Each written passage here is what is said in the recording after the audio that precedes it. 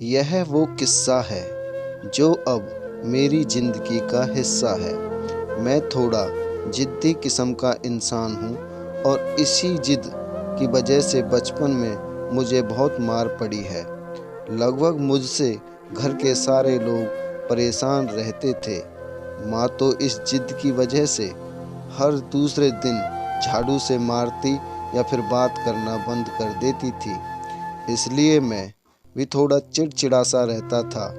लेकिन इन सब रंजिशों के बीच एक शख्स चुपचाप मेरे साथ खड़ा रहता था।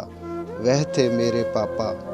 हाथ उठाना तो दूर की बात, मुझे तो यह भी याद नहीं है कि आखिरी बार उन्होंने मुझसे ऊंची आवाज़ में बात कब की थी।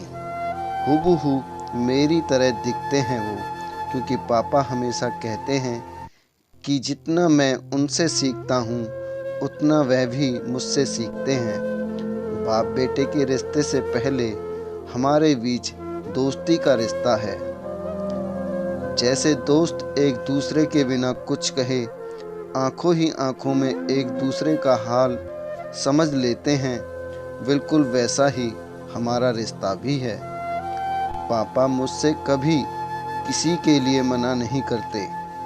जब मैं उनसे कहीं जाने को कहता हूँ या फिर कुछ करने को पूछता हूँ तो वह सिर्फ एक बात बोलते हैं कि बेटा, अगर तुम्हें यह गलत नहीं लग रहा तो करो। यह सब सुनने के बाद मुझे ना जाने कैसे खुद व खुद सही और गलत का अंतर समझ आ जाता है। यह बात उस समय की है जब मैं क्लास 5th में पढ़ता था। ठीक 1 तारीख को पापा की तनख्वाह आती और महीने के पहले रविवार की शाम पापा और मैं महीने भर का राशन लेने के लिए एक साथ जाते थे। मुझे आज भी याद है कि एक पुरानी सी साइकिल के हैंडल पर 2 थैले बांधकर महीने भर की खुशियां लेकर आते थे। एक बार उस रोज हम राशन लेकर घर वापस आ रहे थे तो पापा की नज़र थैले के ऊपर रखी हुई एक विम बार की बड़ी टिकिया पर गई। पापा ने मुझे रुकने के लिए कहा और हिसाब वाला खाता मांगा। उन्होंने कुछ देर हिसाब वाले खाते में जांच पड़ताल की और बोले, यार, इसने तो छोटी टिकिया के दाम जोड़कर बड़ी टिकिया दे दी।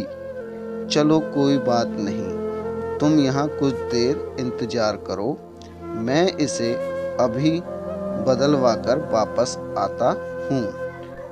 इतने पर मैं फट से बोल पड़ा, पापा, यह क्या कर रहे हो? अब रहने भी दो। आप कहाँ इतनी दूर फिर से वापस जाओगे? तो पापा एक पल को रुके, जरा सा मुस्कुराए और उस टिकिया को हाथ में लेकर बोले, बेटा बेटा, यह मुझे गलत लग रहा है तो मैं ये नहीं करूँगा। पापा वापस दुकानदार के पास वापस चले गए। मैं कुछ देर वहाँ उनका इंतज़ार करता रहा। कुछ 5-10 मिनट बाद वह बड़ी टिकिया को बदलवाकर एक छोटी सी टिकिया लेकर वापस आए और हम घर की ओर चलने लगे। रास्ते में पापा ने एक हाथ से साइकिल को संभाला और दूसरा हाथ मेरे कंधे पर रखते हुए बोले, बेटा, ईमानदारी किसी और से नहीं की जाती, ईमानदारी खुद से होती है। ईमानदारी हर उस चीज़ में होनी चाहिए जिसे तुम दिल से करते हो। तब जाकर यह समझ में आया कि ईमानदारी सिर्फ पैसों की मोहताज नहीं होती।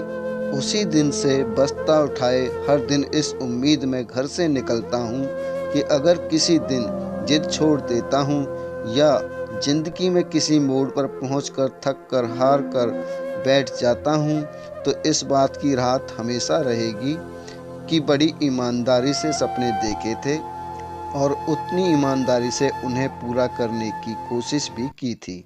क्योंकि यह जो ईमानदारी है ना, पापा की उस वापस लाई हुई छोटी टिकिया की तरह है, जो गलत नहीं है। सपने के लिए जोश, जज्बा, जुनून, हौसला, हिम्मत, यह सब बहुत ज़रूरी है। जब तक आप इन सब को पूरी ईमानदारी से नहीं निभाते, तब तक कुछ मुकम्मल नहीं होने वाला। इसलिए ईमानदार बनो, सबसे नहीं, अपने आप से और खुद से। बस इतनी सी थी ये कहानी। दोस्तों, कहानी कैसी लगी कमेंट में ज़रूर बताएं।